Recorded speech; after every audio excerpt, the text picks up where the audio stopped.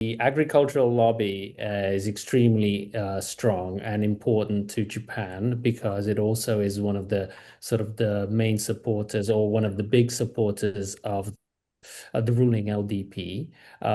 There is also a very long history of Japan essentially using, rice farming for many ways, not just for its own self-sufficiency. By the way, Japan's food self-sufficiency is one of the lowest of all OECD countries. So the idea that you would give up your key staple to any, large extent is sort of anathema. Then there is also sort of the political angle, and there are, a number of economic angles too. But the reality is that some of the arguments that are coming out from the US don't quite make sense.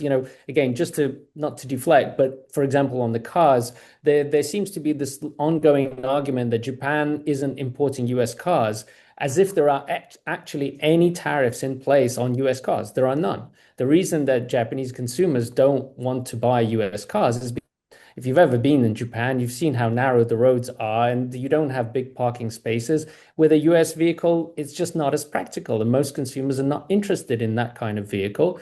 So, similarly, the rice, the Japanese people love domestic rice. They love to discuss the various varieties domestically. And so the idea that you could just supply a different rice and that would suddenly sell just as well, I don't think it works. So there's tons of these little issues